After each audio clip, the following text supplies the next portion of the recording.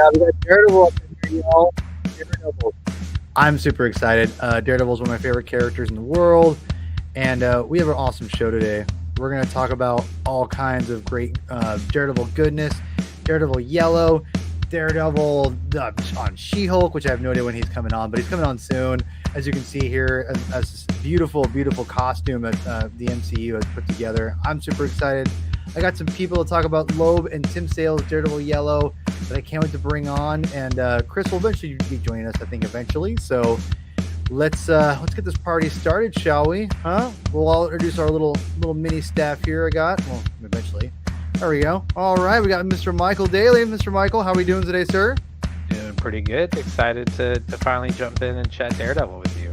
I know we've been talking about this a long time, right? Like eventually doing some kind of like Daredevil thing, which we will. I mean, you're plowing through stuff, and I think you brought up Ann Nocenti before. We may have to do some kind of Ann Nocenti like retrospective or something like that, because I feel like even though I would say like she's not like the pinnacle of Daredevil, I would say she's definitely in the top 5 Daredevil writers. I would say as far as like impact and things like that. So we'll have to do some kind of retrospective, I think, on that one.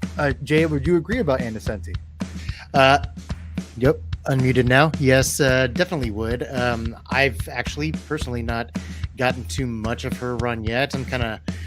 We might go into it when we get into the history of the character for our personal histories and everything. I've read a couple of issues here and there, but I'm kind of working backwards in my Daredevil reading, so I have not quite gotten out of the 21st century yet. But I do know that just lasting impact, even with just like Typhoid Mary and a lot of Typhoid Mary, picking up after, because I think she came after Miller, and then just a lot of the work she did with like Romita just helped take what Miller had done and then kind of just shape it. And exactly. Sustain's a great word for it. Yeah, I think I think she didn't push it forward, like, but I don't mean that in a bad way. I think she just kind of helped support it a little bit and kind of give it some more credence and kind of marinated the character and the kind of that whole idea that Miller kind of established for the character. And oh, by the way, hello Jay, how are you? Oh, I'm good. Thanks, Paul. Copy and paste everything Michael said. Excited to talk about this book, talk about Daredevil. Yes. So I'm not sure where Chris is. I'm sure he might have even forgot. Who knows? I don't know what's going on with that guy. He's crazy. But anyway, we're talking Daredevil Yellow today, and I'm excited. And it's funny because we're talking about. I was thinking about, man, the yellow costume for it's going to be on She-Hulk. Something different, because we all know that if you're living under a rock, that Daredevil's coming back, very, very exciting. In the MCU, I say coming back, but he's officially coming to the MCU, I should say. And it's one of those things where you kind of take for granted the fact that they didn't put him in the red costume. Well, he's kind of in a red costume, right, in Netflix, but they didn't go the OG route. We're giving him the yellow costume, and I got to tell you, I thought it was pretty clever of them already to establish that this is a little bit different of a Daredevil by putting him in the original yellow-red costume that he first debuts in. And it's weird because in the first time that I saw this picture, guys, it was a little dark, and I was like, oh, it's like, whatever. It looks a little yellow, I guess. But then after I kind of blew it up a little bit, I'm like, dang, dude, this is it's kind of legit. It's pretty rad. So I can't wait to see it in action, and it looks phenomenal, I gotta tell you. And the fact they're going back to that original yellow costume is really, really cool. So I'll start with you. I'll start with you, Jay, because you kind of inspired this whole thing. You kind of helped me kind of get the shows on the road here. I'm sorry, or you're welcome, whichever one. No, you did. Thank you. I always love having you on the show. And we're joined by Mr. Chris Clow. Hello, Chris. Hello, gentlemen. How you doing? How are we doing here today, man? Ask me again sometime. All right, it's fair. It's all good. It's all good. We all good. So anyway, Chris, how are you? Okay. Ask him again sometime, I guess. Yeah. We're talking about Daredevil Yellow, obviously, but we're talking about the costume and kind of like our history of the costume a little bit, and kind of bringing up why we're reading Daredevil Yellow in the first place. So Daredevil Yellow happens, or the costume happens. And I was just talking about how I think the costume looks already, just in the short period of time, and how yellow, if you blow up the picture, which I'm not sure if you saw the picture I was showing, but it looks amazing. So I was going to give it to Jay. He kind of helped inspire the whole thing, how this whole show, how it came to be. So as far as our show today, so Jay, take us with, with the yellow costume. What's your history with the yellow costume specifically? I mean, I really don't have a long history with Daredevil. I've always liked the character. I think, oddly enough, what really kind of piqued my interest with Daredevil, I'll get sidestepping a little bit. I've been more of a DC guy most of my life. I like Marvel, appreciate Marvel, like a lot of Marvel characters and everything, but DC's been kind of my bread and butter, like actually reading as much as I possibly can. But about, oh gosh, like 10, 15 years ago, I actually read 1602. And in that story, which that was Gaiman, I think it was. And Yes, it is. oh gosh, who illustrated it? Andy Kubert. Was it? Yeah. Okay. Yeah. And it was Yeah. painted. I think it wasn't actually like colored. It was. What me off. It was kind of it's Kubert, but it was. I'm not sure if it was painted, but it was like kind of. It was very. It was different. Very stylized. It was very stylized. Yeah. Exactly. You get what I'm saying. But in that story, Daredevil was like a minstrel, and I just thought he was so cool. And it was, I kind of put a pin in my appreciation of Daredevil. I just kind of really like the character there. And then just a couple of years ago, I decided to start reading some comics. I actually Reading started comics is off good. yes on like the tail end of Soul's run, which I eventually went back and read the entire thing after I went back and read Wade's run, because they definitely kind of complement each other For sure. But that's kind of where I started reading Daredevil. But I'd always known about the yellow costume. We were talking about Wizard magazine earlier. I think my first exposure to the yellow Daredevil costume was when Wizard would always make fun of D-Man, because why you gotta pick on D-Man? I don't know, but I mean, I think he took the costume and then made it, into his own, like a Wolverine mask. It's so ridiculous. But that was, I mean, the first time I think I'd even seen the yellow costume. So my first exposure was for it as like a punching bag almost. Yeah, it's true. Fitting enough, because it's inspired by his father's boxing. Yeah. But no, it's I mean, I like it because it's a little silly. It's a little, I mean, it's like with Batman and the yellow oval and the blue trunks. It's practically, it's silly, but I mean, it is a comic book look. And you've got to have a little bit of self-awareness, a little bit of silliness in comics for them to work. Just to have that kind of suspension of reality. So this is, I mean, as great as Daredevil's amazingly his monotone red costume looks, that's crazy that they're able to make that look great when it's a single color all over. It's ridiculous. Even in such a bright, vibrant color like red, like they make it work. But I mean, the yellow costume just has just kind of a classic, golden age vibe to it. More like a Bronze Age, silver, Bronze Age, somewhere Bronze Age, but just has that really kind of classic vibe to it. And to your point, I think it looks better in live action than the other Daredevil suit that Charlie Cox is wearing already. It just lends itself to kind of the paneling and the different fabrics and materials. It helps break it up better than to me better than the red and the black of his other costume. So I just think it lends itself better to that this specific style that they're going for.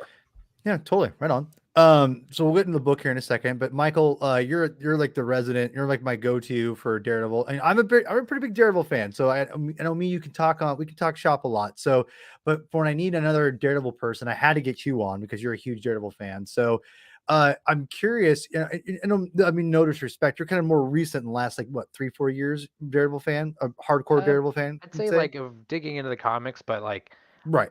My love for like Daredevil has probably always been my favorite superhero, dating back to like the Spider-Man, the animated series. Like that's where that's where That's where it the started? love of Daredevil started, and fair. kind of has always been the thing. Anytime Sure. he was in a game, he was always my go-to. Word. But yeah, you're right in that the last few years I've really been digging Diving deep. into the comics and Cool. more so than I ever had before. Okay, so when did you? So you were introduced by Spider-Man or by Daredevil in Spider-Man cartoon, which is all red costume. When did you know that he had this killer yellow costume here? I I don't know where the origin of that knowledge from me came, but I think, I think I had only ever seen figures, seen alternate outfits in video games, and Sure. seen the images and the art, and I think, I didn't really experience him in the yellow costume until kind of the last couple years of just digging into the comics. I think I've Right. mentioned it on past appearances I've been on here, but I've been doing a read of every Daredevil appearance Pretty baller. from issue 1 to through it. I think right now I'm on the very beginning of Andy Setti's run, 241, and kind of been going through. So really, just those initial issues where it appears in volume 1, and then I think I'd also read season 1, which I think as we talk to the book, I think I'll probably talk a little bit about that, just because I think there's some interesting stuff there. And then, now reading Daredevil Yellow. Yeah. So yeah, so you kind of you almost like, it's like, what's the word I'm looking for? Peripherally. Kind of this, is that what the word, what term Yeah, I'm looking for? I You think kind of, that's accurate. yeah, like just kind of like it's kind of came in consciousness, like, oh yeah, that was his first costume. Chris, really quick, what's your first memory of the yellow costume for Daredevil here? Honestly, it was Bill Everett and Wally Wood and Joe Orlando. Oh, just had to go old school, didn't you? Like, oh, actually, I read the original Well, Silver Age comics that I inherited from Paul, my you have to remember that if I said I didn't know too much about a particular character, then yeah. I would often have a gentleman by the name of Roman Statler Well, that's fair. aim to Roman. correct me. So for Yes. people who don't know, Roman he puts me to shame in terms of his knowledge of the medium and of the characters that we all love. He's a guy that I worked with at the comic book store that I was employed at for about 6.5 years, and I told him because when I started working at this shop, I was kind of a DC zombie, so I was like, I don't really know about Daredevil. DC Never zombie. read Daredevil or DC head or whatever you want to call it, I know. a DC dude, right? DC dude. Right.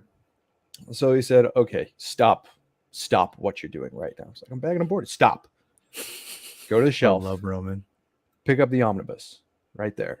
I What already took it out of the shrink Oh wow. and just start reading. So I read the first 6 issues, like in front of Roman. And so like, I mean, I had read like some Kevin Smith stuff beforehand, Sure. and I think I had started to kind of pick up the odd Ed Brubaker issue here and there because he was on the book when I started working at the shop. Mhm. But my first memory of the yellow costume was the original 6 issues of the ongoing series from Interesting. 1964. So and then it was only after that that I started to cultivate an appreciation for the epic team up of Loeb and Sale. Mhm. And when I read Daredevil Yellow, well after I had read, their Batman work and Superman for All Seasons and Spider-Man Blue. Yeah, right on. I discovered Daredevil's yellow costume. I want to say it was issue is it, ironically enough, if Adam's watching, I'm not sure if Adam, if you're watching, you might laugh at this. JMD Mateus, I think, showed me that he was, or not he himself, but his story, he incorporated the yellow costume again. And I was like, oh, that was his first costume. Okay. I think it was around then. It was a picture of like a ghost of like that costume punching Daredevil. And like, what the hell is this? And peripherally, I think I knew about it a little bit, but I got to really learn about it there, which I meant to bring a cover of it, but I forgot. But anyway, so today, when I was kind of just finding, thinking about the costume that it's gonna show up on She-Hulk here in a second. I thought, it'd be funny to kind of bring up and read Daredevil Yellow, whatever, right? And I started reading it, and Jay was like, "Oh my god, Daredevil Yellow!" And I'm like, "Okay, we might need to just do a show on this." So, I truth be told, I love Tim Sale. I love Jeff Loeb. I think they're great. They're an amazing team. I don't know if I love their stuff as much as other people as far as when they're together. I like Tim Sale is a tour de force. He's he's amazing. I don't know the color books like Hulk Gray, Spider-Man Blue, Daredevil Yellow. We'll get into Daredevil Yellow in a little bit. They're not always they were never my favorite reading them back when I got back into comics. When I got back into comics in the early 2000s, these were like, people were always raving about these issues and these stories. I liked them, but I didn't love them as much as everyone else does. And everyone raves about Long Halloween and all that garbage, and Lowry ain't watching. So I know he don't watch my stuff. It's fine. I still love him. I'm watching. It doesn't matter. I don't care. But anyway, garbage. Come listen, on, man. I say it in don't jest. use words that you don't believe in yourself. I say it in jest because I love garbage. I love it. I like it. Ridiculous. I just say it anyway. Paul's out here for the hot. He's got here. Got to get those clips and the listen, views, I was the hot joking. takes, I was joking. I'm not serious. I love Tim Sale and I love Jeff Loeb and I like The Long Halloween a lot. I just don't love it as much as other people, just like a lot of their books. But I digress. So I'm excited to get back into this and rereading it and talking with you guys about it. But I don't know. It was interesting. I always loved Daredevil. You would totally jump down my throat if I'm like, God loves, man kills. What garbage. I'd laugh. I go, that's funny. Yeah, right. Anyway, I do things with poke, but I just press buttons. That's how I do. That's how I love doing it. So when I read this and Jay, you were like, you said something. I'm glad you reminded me. I knew that you loved the series, but when you said this is what triggered me, go, okay, we got to do a show on this because you said, I don't mean to speak for you, but I'm going to anyway. But you said this is your favorite Tim Sale, Jeff Loeb work, which is a big thing because you're a huge Batman fan. So that means it trumps like, Long Halloween, Dark Victory, which I want to read Dark Victory. I've heard great things about it. And I haven't read it yet. I'm just gonna call it garbage when you're done with it. Stop it. So anyway, I'm very surprised you said that's your favorite. I kind of, because a lot of people love Spider-Man Blue, Hulk Gray gets praised a lot, but this one doesn't get praised as much. So tell me your thoughts on Daredevil Yellow here. Not to actually, but what I actually said was I think this is Sale's best work. Oh, I'm sorry. No, I'm sorry. I thought you said it was your favorite of all of their work. I mean, it's not that far removed, but it's Paul. Sorry, reading the comments off to the side here. I'm gonna get roasted. Gotta change your Twitter handle to Paul. It's Garbage Herman. But no, I mean, between an 8-ounce filet mignon and a 12-ounce filet mignon. One thing that I don't know if this is even what you're kind of hinting at, but one thing that I kind of feel about the Spider-Man Blue, Captain America White, even the Long Halloween, a lot of even Daredevil Yellow is there with like all this stuff from Loeb and Sale is they're very good. Just, I don't know if comprehensive is the right word, but they are very solid in the best way possible, entry-level books for those characters. Like if you were to say, if someone said, hey, what book should I read if I want to read, Batman? Give them the Long Halloween because it has, everything. You've got Batman, you've got a bunch of villains, you've got a year-long mystery, you've got a good writer and an artist, team there. And then like with I think you, it was something that stuck out to me that you said, I don't know if it was a previous binge show that I was on or what, but you said like about Spider-Man Blue, you'd rather just go back and read like the Lee and Ditko stuff, which I totally get. But I mean, Spider-Man Blue is very concise package of, okay, here, if you don't want to feel like you need to invest so much time in reading like Amazing Fantasy number 15 and then into Spider-Man and just keep on going, just read this to get an idea of what Spider-Man is. That's kind of the same thing with this Daredevil book, with their Batman work and everything. So, I mean, I do think there's definitely a lot of value and even the appeal of it in how easily accessible these stories are. But then with Daredevil Yellow, why I think it's Sale's best work is this might be a kind of spicy take here, but I think Sale works best as an interior storytelling artist. His covers are generally good. to really good to great. But I think his strength is panel to panel, exactly, like dynamic motion, just character work like you're showing here. I feel like he is best as an interior artist, and a lot of Yellow here takes some cues without outright being a straight up homage to like John Romita Jr.'s work on The Man Without Fear. It's a very it's a good complimentary book for that. And I mean, from the moment I read this, there are so many pages and panels that have just stuck out to me. Some of which you shared, like the one in the, I think it's in the subway after Matt takes down, the thug, and he's just holding his baton in front of him. The page that opens one of the issues where you just have the big face of Ben Grimm, and you're like, what in the world is going on? And then you turn the page and it's a double page spread of the Fantastic Four outside of their law office. I mean, it's just wonderful. Yes, that one right there. It's wonderful visual storytelling at its very best, and it is, I mean, just personally, it's the best stuff I've ever seen from Sale, which, I mean, all the other books that we've mentioned so far, that's high praise, because he's just such a phenomenal talent, and rightly praised in himself.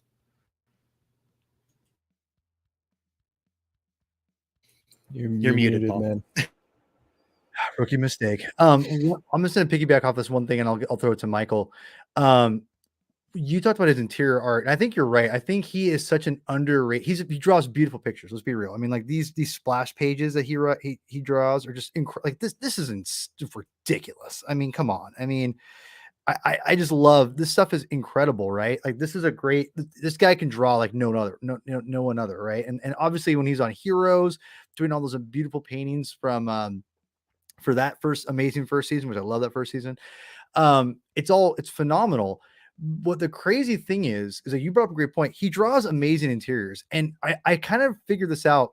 I don't know how I figured this out, but I wanted to think, like, what exactly is he so good at that like draws us, like what draws people to I think the Long Halloween, and I think books like Daredevil Yellow and Spider-Man Blue, and I kind of figured it out. I kind of touched on, I figured it out as far as like with Long Halloween, at least for me, I figured it out.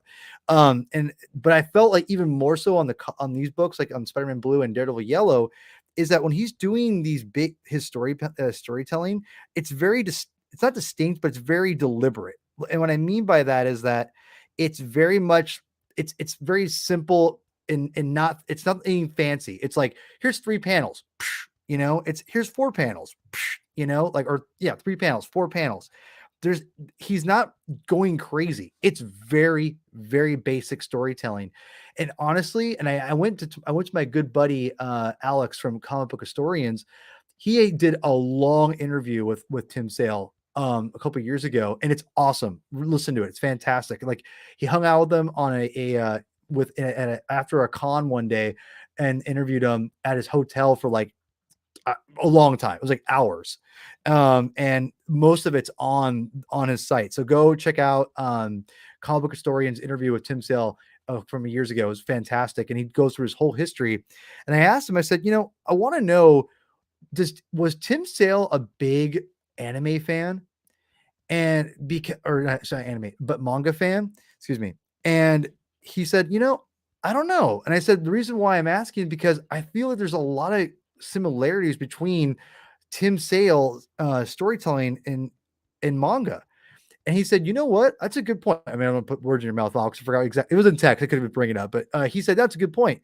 There's a lot of similarities. And I think one of the things that manga does a great job of, that I think a lot of storytellers in comics today don't do as well, is they do a lot with little, like three panels. It's just like does a lot here. And I just think that his layouts are so dynamic, and they're just so deliberate, and they're nothing fancy. It's just basic, but he draws it so well. So I don't know if any of you guys want to chime in on that before I give it to Michael. I just want to just I wish I knew if he was a big manga fan or if that was more of it's a coincidence, but I feel a manga similarity or at least maybe even influence, but at least a similarity. Anyone get that same idea? Anybody? Nobody? Okay.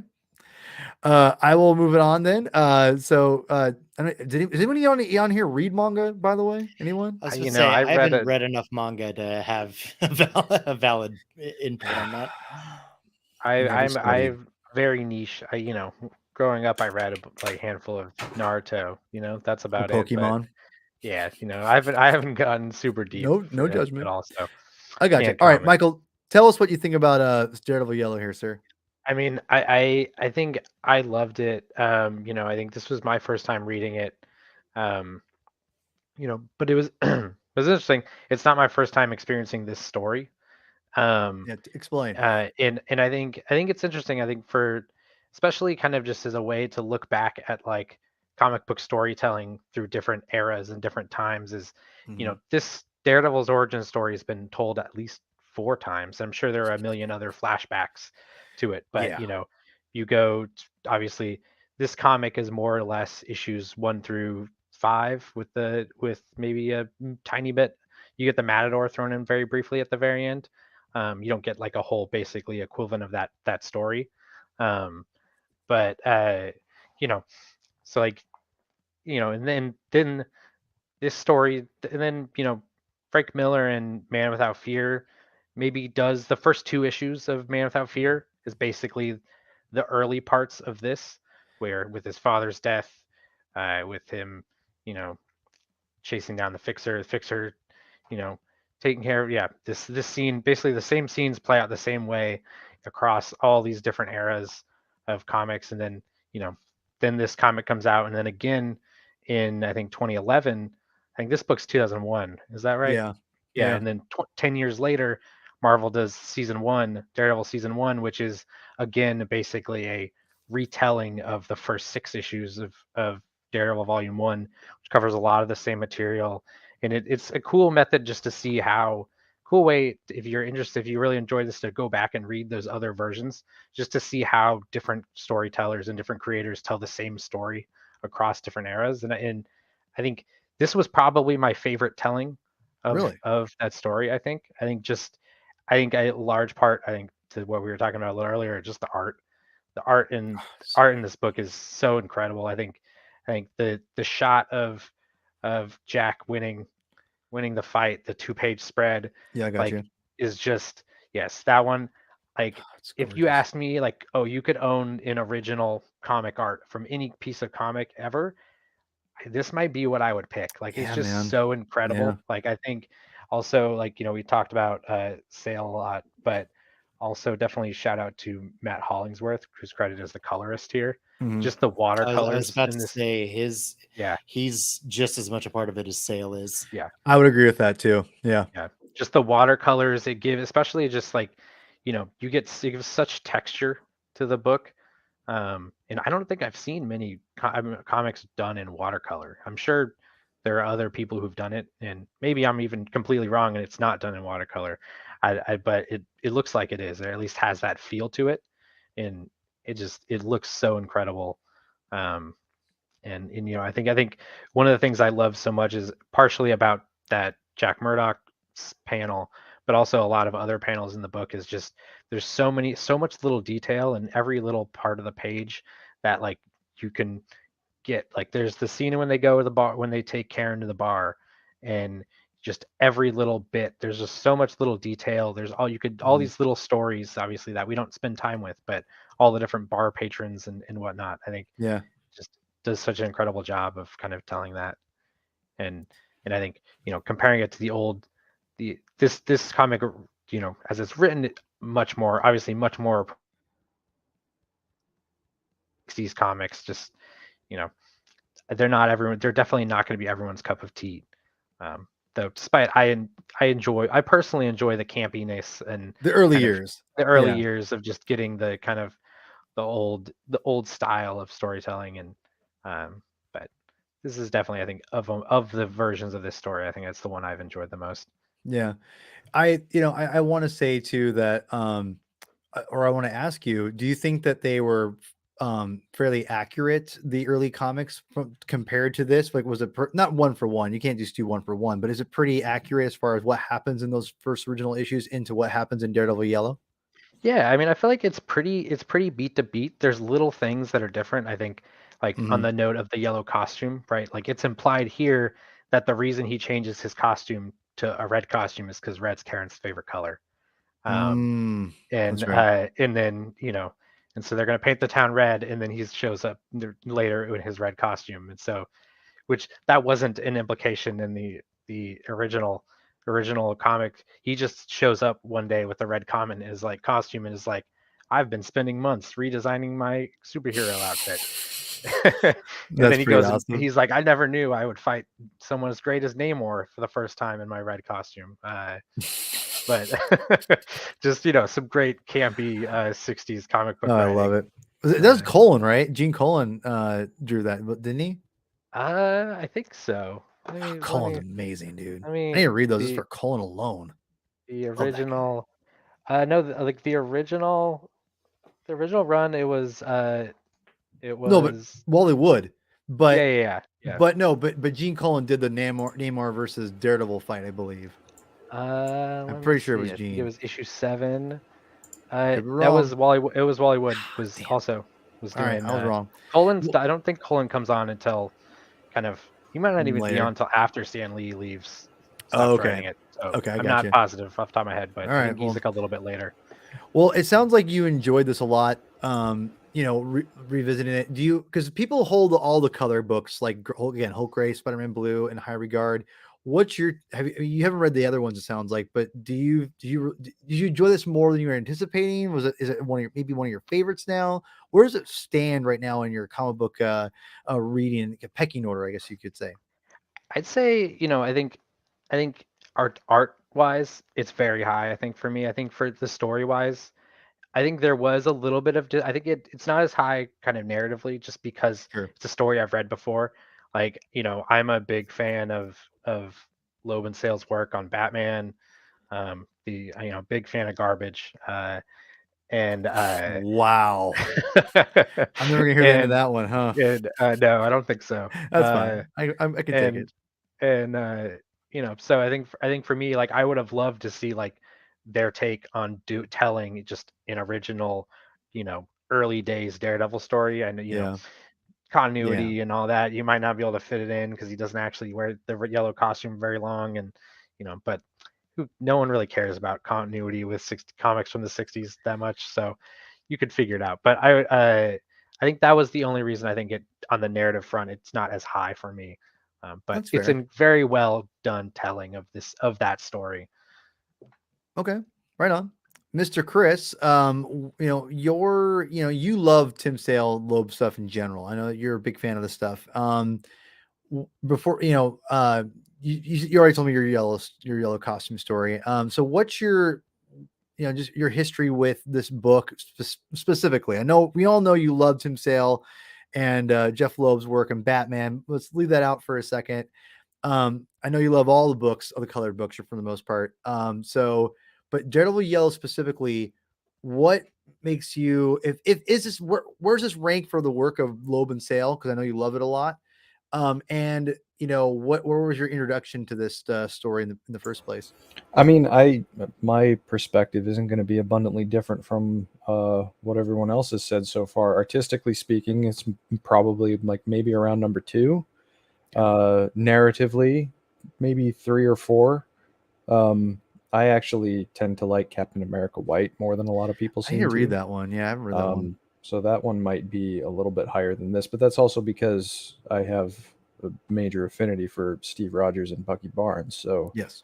that I'm grading it on a curve, admittedly. But the composition of the layouts in this one is pretty exceptional, and I'm glad that we're calling out the finishes and the coloring, because like this page in particular, it just immediately stood out to me because of the way that, like, deceptively, I think people that might just look at a Tim Sale page for 5 seconds before moving on might think that his work is flat.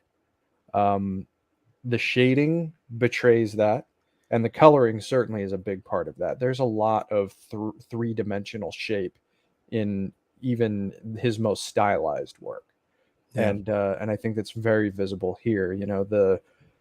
I don't know, it just like it seems like a lot of this book and this page too is defined by moonlight, which at least that's the impression I get, and I really like that. It seems appropriate for a character like Daredevil.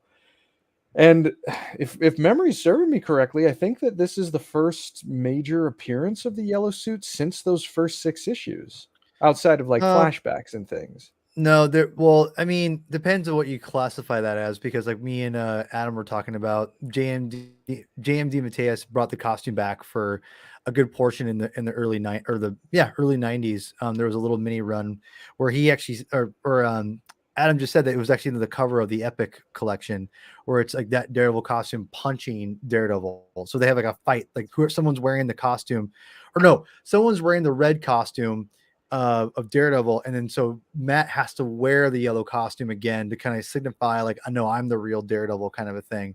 And so it does come back for a short little bit on in that. Again, it's not as much as this, but it does come back for a little bit for a minute. Well, I mean, I like the motivation that this story gives to his creation of the suit. I think that's kind of one of the things that Mike was talking about, just in terms of taking these things that were given such broad strokes in the original issues, but adding a degree of, I guess, more emotional recognizability and maybe some other reasoning that might pass a little bit more muster than a 60s book. What was really quick, was the robes thing always something that was part of the costume originally, Michael, or is this only a Jeff Loeb and Tim Sale thing? I don't think it was explicitly there. He does like sew the original suit. I'd have to go back and look at it, but like I think that might be not. I don't know if that is for a fact in the original. I think Been it's a long time since yeah. I've read number 1. I'd have to go back and take a look, but I know he does like sew his outfit, and once he graduates college is like, all right, it's time to avenge my father. I'm gonna sew my costume. That's basically fair. Yeah. All right. Well, all right. I mean, like the sorry. Go ahead, Jay. go ahead. Well, I was just gonna say, I mean, no matter what, I don't think it's, even if it is kind of a retcon, I think it's a retcon that fits better than, say, Dick Grayson's disco Nightwing suit being the Flying Grayson's outfit. It fits a lot better than that does. Yeah. No, well, for sure. But also too, the additional emotional weight that comes from exploring like the actual trauma of losing his father. Yeah, is something that you get. You just get that additional emotional depth from this story that probably didn't quite jump off the pages as much in those first stories. But I mean, I don't want to take anything away from it narratively either, just because like as modern comics readers, the first 6 issues of Daredevil might seem a little haphazard today, and taking the broad strokes of them and applying them to the structure of this 6-issue story kind of makes things make sense, like, hey, the FF is just here. Like, okay, cool. Like, let's just go with it, right? But it's also just like, I appreciated in that moment as well how there was additional credence that was given to Matt's very quick fall for Karen, which I really I liked that. I mean, I just like seeing those things. And granted, that's kind of a common theme, especially between this and Spider-Man Blue, because the structure of both stories is very similar in that, they're both kind of expressing things, one for Karen Page and one for Gwen Stacy. But, I think that one of the strengths of Loeb as a writer is that he does have a pretty good and inherent understanding of the characters that he does write.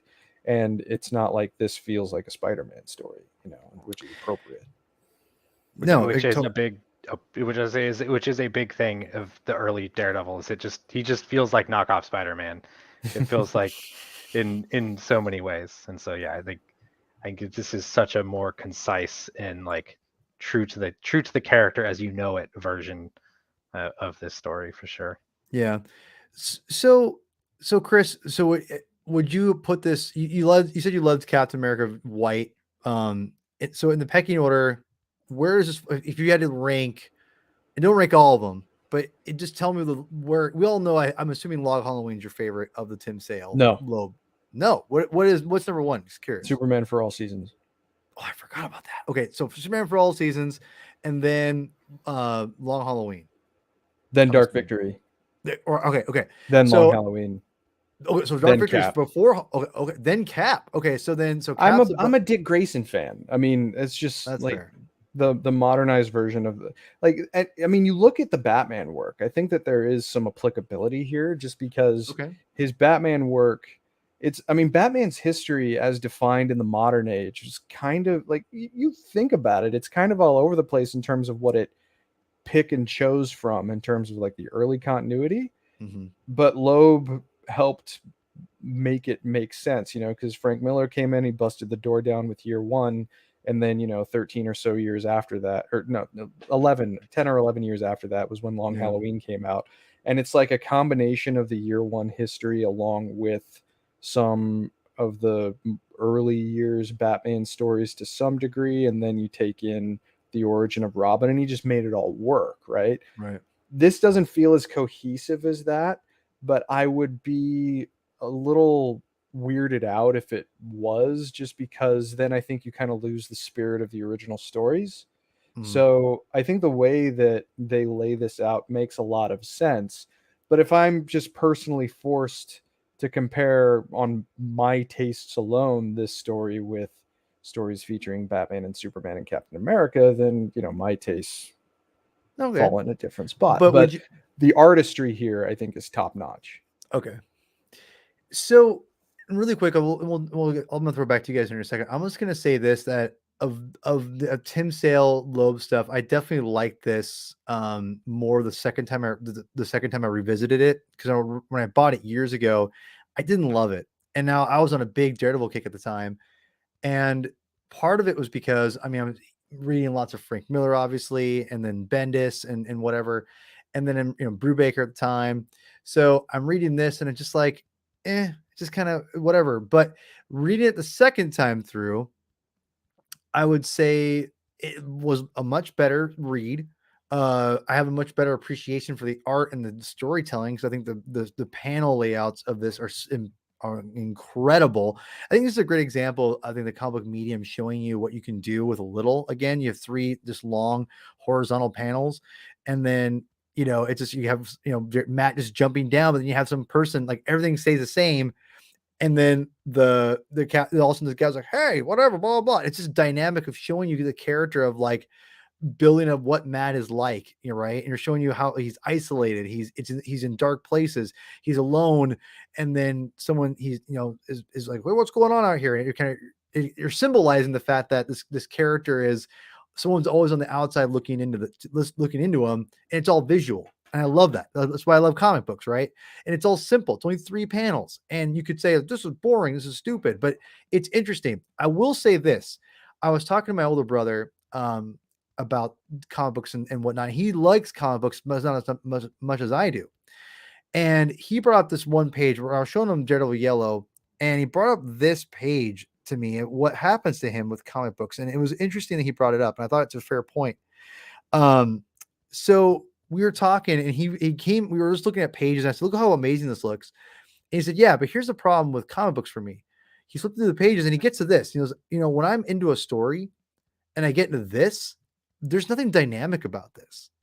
And I think this is interesting. I like it as a comic book fan, but as an average comic book fan like my brother, and I don't think he would mind me saying that, this stops him in his tracks. He's like, I don't feel like getting through this because there's nothing interesting on this page for me. And I feel like this is just like, again, that's what his opinion is. And I think I could see where he's coming from when you're flipping through the pages. In the context of the comic book that you hold, this is the first page. So it's on the left, and then the next right is just more just dialogue and interaction with Karen. It kind of stops you in your tracks a little bit. So it was interesting to see a different dynamic of someone reading it and looking at it going, yeah, this kind of makes me go, he wouldn't want to read all this. I'm like, I could see that. So it's interesting to see a different dynamic and perspective of Well, the comic book is that medium. is that the root of, because I have to ask this of you specifically, Paul, Sure, because that's fun. every time we reach a story that's written by Jeff Loeb, you always seem to have this, maybe not aversion, but you're always like, this is sus. Like, you don't No, seem that's not like you true. buy in very easily to Loeb as a writer. I disagree because I like Loeb as a writer. I just don't praise him. I just don't think there's stories are as like groundbreaking as everyone makes him out to be. That's just my opinion. And I'm curious what, as a hardcore Batman fan like Jay is, I'm curious where he stands on. I know you like a lot of this stuff, it sounds like, but I'm curious if you think he's as good as other people. I feel like the art elevates Jeff Loeb, and that's not a bad thing. I think that's the comic book medium in a nutshell. The art should elevate the artist. The art should be the showcase, and that's what he does for Tim Sale. To me, it's like it's 75% Tim Sale and 25% Jeff Loeb. That's just my opinion. But you say that with every story of theirs. I would agree. I would definitely agree to that. I think with Jim, look at Hush. Hush is no different. Hush is literally all Jim Lee, and Jeff Loeb is like, again, and I think Jeff's he's smart enough to know what the strength is, right? That's my opinion. Which I don't think he'd argue that. That's a pretty deft thing to do as a writer, though. If you know what the strength of your collaborator is and you tailor the material to what those strengths are, I don't think that's 25%. I think that's 50. No, but see, to me, I've said before, you put a different artist on Long Halloween, that story is not even close to being a top 10 book for Batman. Depends on the artist. Okay, you put Jim David Lee on. Mazzucchelli? I don't think Jim Lee makes that a top 5 Batman book. Because Jim Lee, I can tell you right now, isn't going to be doing 3-panel layouts like this, in my opinion.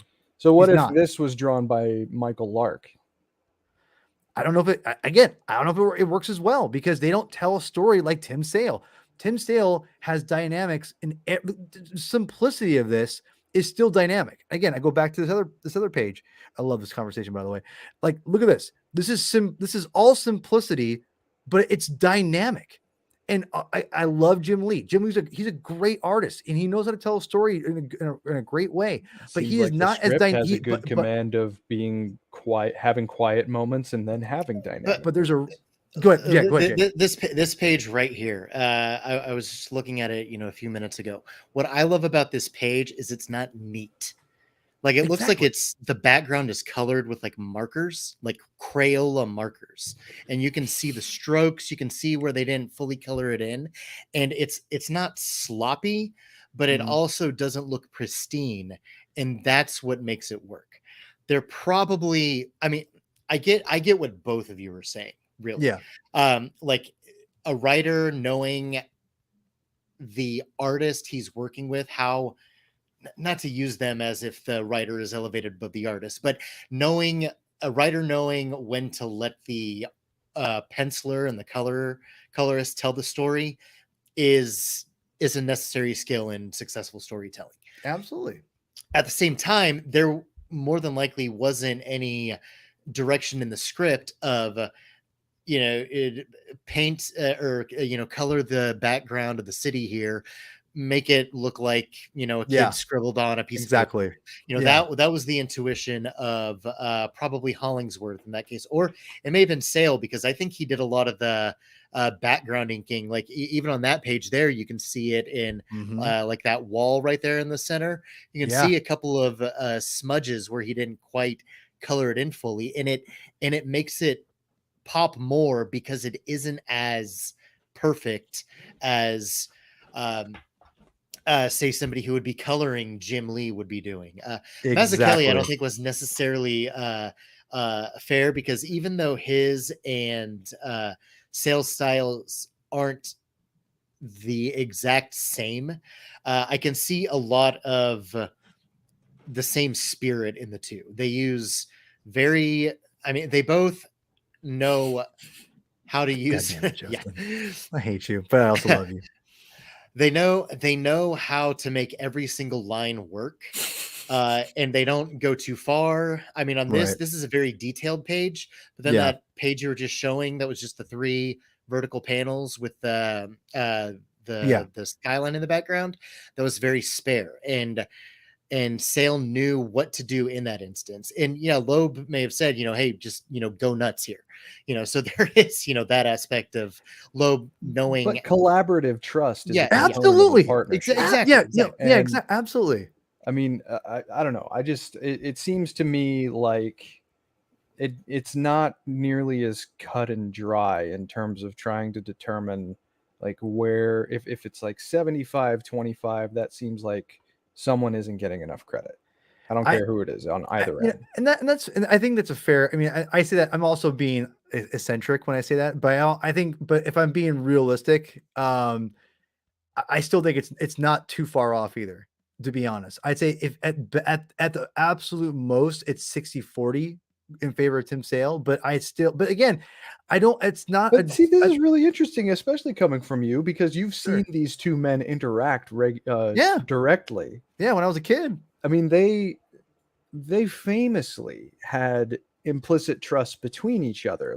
Yeah, absolutely. Sale, in a lot of respects, taught Loeb the way that comic book art works and how it's composed. I remember an interview with Loeb where he talked about collaborating with Tim Sale. I think it was on Challengers of the Unknown, the first time they worked. The first time, yeah. I have that book. And me too, but I never read it.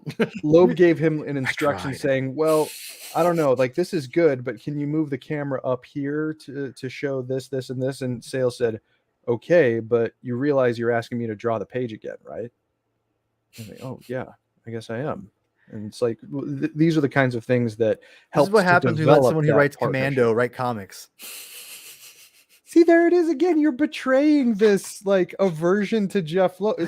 Listen, I just pressed your buttons. I like Jeff Loeb a lot. Come on. You need to read his ongoing work, because I think that a comic book writer is well judged. I've read I've read the Red Hulk. I've read the original X-Force run. I actually asked him questions about Mr. Tolliver when I met him. How long was he on Red Hulk for? He was on Red Hulk for a long time. He helped orchestrate that whole run. I know he helped orchestrate it, but how long was he actually writing the issues for? Over 12 issues. I know that. Okay, well, you should read his Superman. That's fair. Listen. President Luthor. You should read Superman Batman. I like that too, and it's solid. Ed McGuinness and Michael Turner. Listen, and those stories feel I'm very not distinct. Saying it's bad. He's not a bad writer. I'm not one of those people who wants to hate on someone. It's because I don't think they're great. Doesn't mean I think they're bad. I'm just saying that I do think that without Tim Sale, I don't think these stories are as good as what they are. I think if Jim Lee draws Long Halloween, it's a good story. It's not a great story. It is 1000%, in my opinion, Tim Sale that elevates all these stories to be as good as they are. Jeff Loeb definitely has credit for it, but it's not as much as Tim Sale. Tim Sale, look at the work again, you're just repeating. Look at the work that Jeff's done with other people. The work that each of them do independent of the other feels distinct. The work they do together. I wouldn't call Red Hulk distinct, but that's the work. I digress. The work they do that's what I'm saying. They didn't work together on that, did they? Right, but you're saying, but you said individually they're distinct, though. They're not. I would say Tim Sale's more distinct than Jeff Loeb as a writer, as an artist and writer. Now listen, that's just a lack of totally digesting what I just said. A Loeb book by itself and the Sale book by itself. Get the last word. Is not the same as them together. It feels different than when they're together. When they're together, it's a timeless collaboration. I would agree, but Tim Sale's work sticks out more, in my opinion, than by itself. But I don't think you get it at that level unless they're working together. Anyway, well, this is a great conversation for something else. Do any of you guys? This is honestly great. We'll have to revisit when you read Dark Victory. And again, I almost read it for the other day. Actually, Chris, I meant to tell you that I was this close from reading it. I'm like, I gotta read this. So maybe We'll read it for next month for Halloween episodes. Read an issue of Loeb and Churchill on Superman. Read an issue of Sale and Cook on Superman. Then read For All Seasons. I'm trying to think. Anyone in the chat who can maybe do this, but what has Tim Sale done besides the Jeff Loeb stuff? I mean, I was just telling Jay he did Grendel with Darwin Cook. Kryptonite is Superman the one Confidential. that he's talking about. He did Okay. oh, is it The Losers from Shadow of the Bat with Alan Grant? Okay. That was a good series there. I mean, a lot of it I think is more independent work that is a little outside of anything that I've read, but I know that those two specifically are ones that I've read, and yeah, they're both great. I mean, they do feel different, but than this. But I mean, I definitely think that Sale definitely brings himself to those stories as well. Oh, for sure. And there's something else that is like right there that I'm trying to think of, and I just can't put my finger on it. Oh, So, cool. I'll check that out. yeah. James Robinson. I like James Robinson a lot, so I'll definitely be checking that out. That's not what I was thinking of, but that's a good one too. The Okay, Blades, that one's really cool.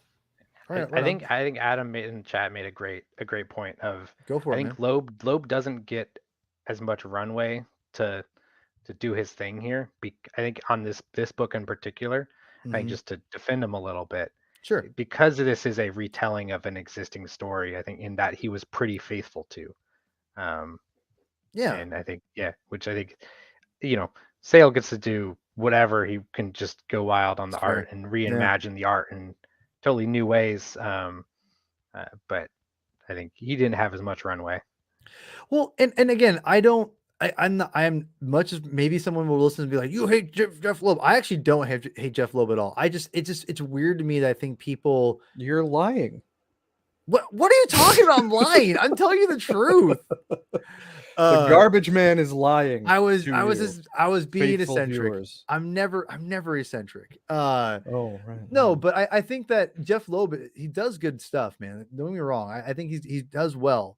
I would say I would say that the colored series, you make a great point, like you said, Adam and Mike, is they are kind of you're shoehorned a little bit. And like we reviewed for the Comic Junkies podcast, Spider-Man Blue, and I'm a giant Spider-Man fan. He's my favorite fictional character of all time, and I like the art a lot. I don't really like the story. I feel like because I think also Stan Lee, Steve Ditko, Romita stuff is like, it's even if you go back to it now, it's still like just game changing, right? It's to me, it tells the story better, even as dense as it is at times. And again, I don't think that Jeff Loeb was, I think he was just there to kind of help orchestrate, the narration and the characterization of what needs to happen. Again, it feels like more of a vehicle for Tim Sale than it is for Jeff Loeb. And I don't think it's a bad thing. Something that you might find interesting to read is an issue that Jeff Loeb wrote that had, let me see, 1, 2, 3, 4, 5, 6, by the 7, way, I also 8, wrote 9. I like Jeff Loeb's 10, Death of Captain 11, America. 12, Also very 13 good. different artists over 26 pages. And that was Superman Batman number 26. He wrote that with a series of artistic collaborators in universe. It was right around the time that a major character in the DC universe died. But it was also around the time that Loeb's son had passed away. Yeah. And it turned out to be like kind of a dual tribute to both. And so many different artists telling a pretty cohesive story across all of those pages, in addition to at the end having kind of an interlude or interstitial from in the Superman for All Seasons style with Tim Sale. Really good issue. I'm trying to find the comics here. I'm gonna show you something that you're gonna be like, whoa, whatever, whoa. But I can't find it now. I don't know what I did with it. Oh, gosh darn it! I didn't come prepared. I didn't realize we're gonna have such a crazy conversation about Jeff Loeb. Well, you didn't. If you didn't take out the garbage so much, maybe we wouldn't. Oh God, here we go. So yeah, I just we'll wrap up here. This has been a blast. Daredevil Yellow is pretty cool. So yellow costume also yellow cool. costume, pretty rad. No, but I liked it. The one thing I'm going to add before we leave, which I was a little surprised about, I'm curious if any of you guys picked up on it, was the very heavy nod to Kevin Smith's run that it obviously is playing to with Karen with Karen, because what happens in Kevin Smith's story with Karen, no spoilers. And that's what, and as he's writing that letter to Karen, Makes a lot of sense. So it's really heavy This into. came out right after Smith's at least first arc, wasn't it? Yeah, well, he only had one arc with Daredevil. He Oh, had was it? I He thought was he on was 8 on issues. It longer. started in what 98, and this came out in 2002. So it was still Okay, dealing so- with the reverberations of all Yeah, that yeah, stuff. yeah. Absolutely. Yeah, and that's and by the way, when you get there, Michael, we're gonna do a big old Guardian Devil retrospective because that is one of my favorite Daredevil stories of all time, and it's got a really interesting. Go ahead. Get a Sorry, Dave. comfy chair because there are lots of words. I mean, Look, if I made it through, if I made it through the '60s stuff, there can't be more words than the '60s stuff. There, it can be. It can be. I'm not gonna lie.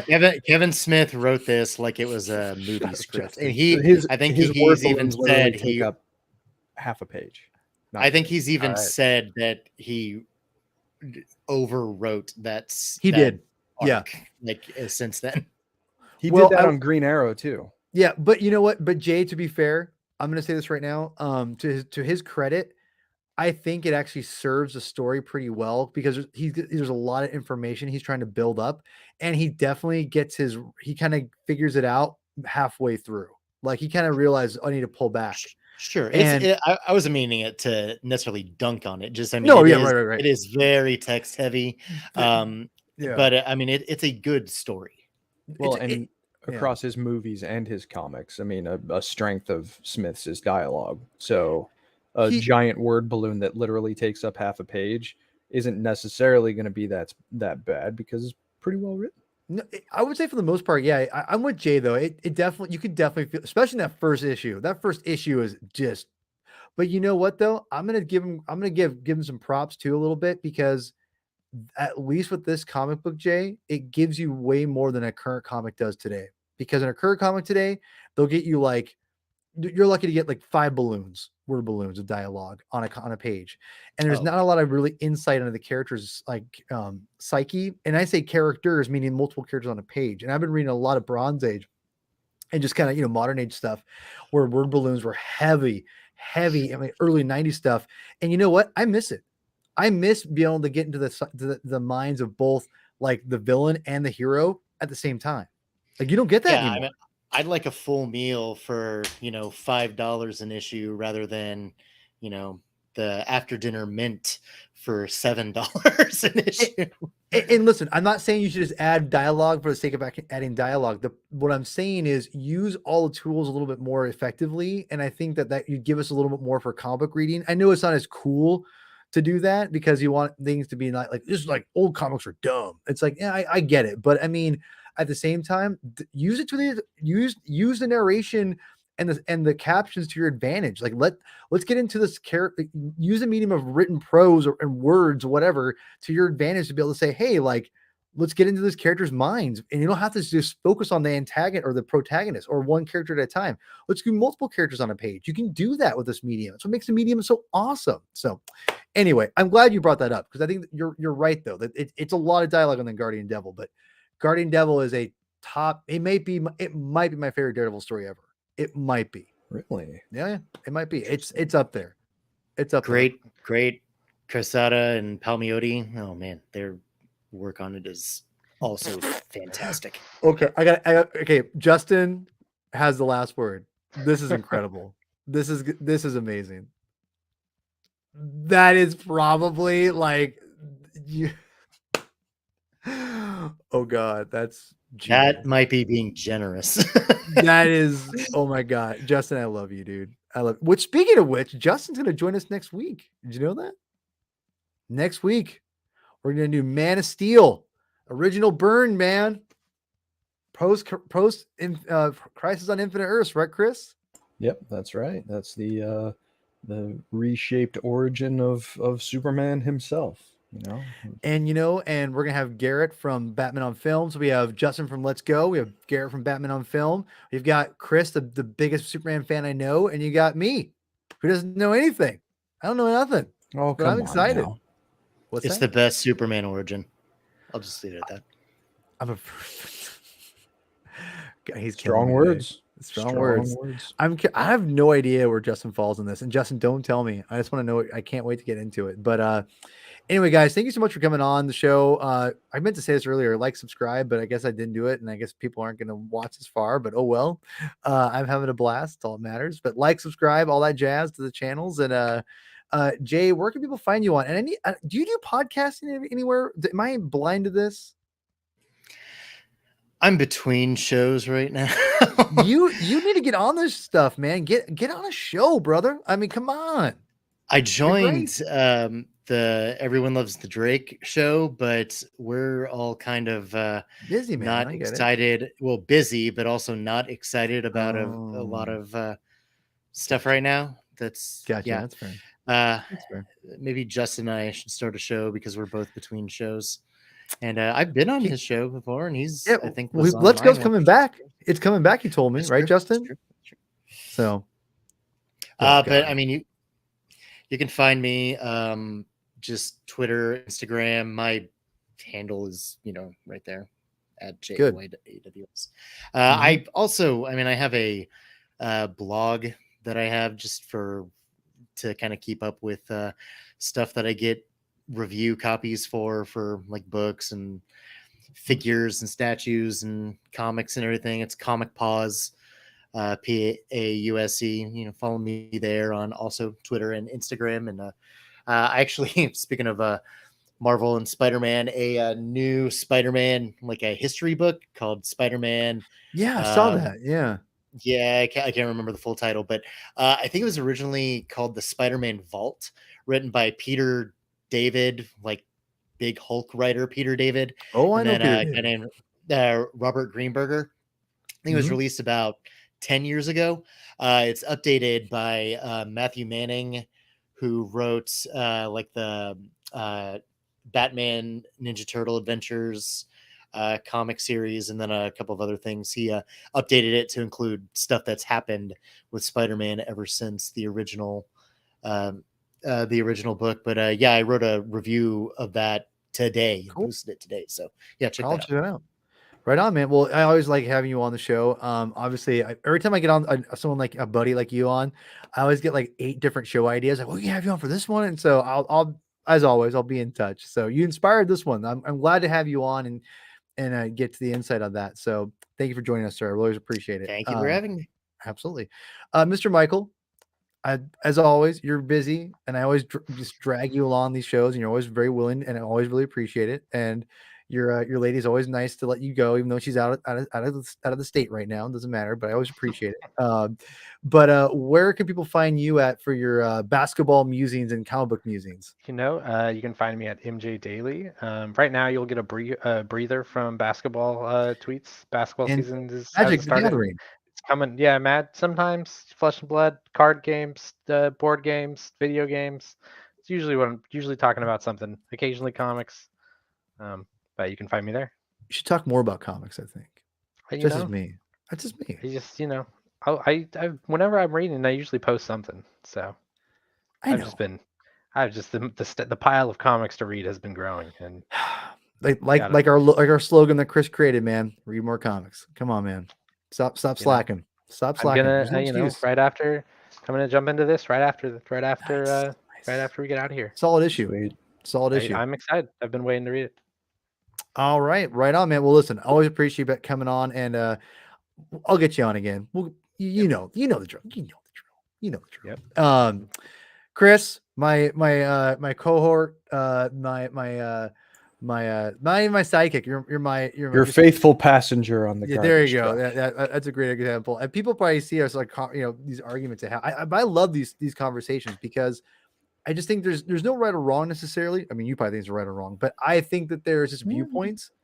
But what I'm gonna say is I just love seeing the discussion because it emphasizes what we look at, I think, as people and how we interpret art. And I say art in a big A, not like physical art like Tim Sale's art, but there's art in general. I think that's important for people to kind of understand our perspectives of life a lot of times is through art. So just I love getting into conversations about dissecting those things and perspectives and what art speaks to us. And I think it's interesting. And that's just how I feel, with Tim Sale and Jeff Loeb's work. So, but I love these conversations. Chris and I always have great conversations like this on and off the air. So I love you. You know that. You know I love you, garbage man. You're the garbage man. That's true. I'm the garbage man. I'm- Oh, you really screwed up in not telling people to like and subscribe is saying that before you called Long I Halloween know. garbage. Right. I know. Everyone left after that. Yeah, And that's so fine. That's fair. now they're I- not going to like and subscribe. On the new short videos, I was showing Chris all these people like disliking my videos. I was laughing so hard. I was like, this is amazing. Like I have a video where I just like it's like all dark and I just come out of nowhere and I just go read more comics, and there's like that has like 20 dislikes on it. I'm just like I love that. I love As long as you're honest and not being intentionally provocative, hate being views are intentional still provocative. views, I think if you really want to get the views for this one, you just gotta upload it to YouTube with the quote headline, Jeff Loeb is garbage.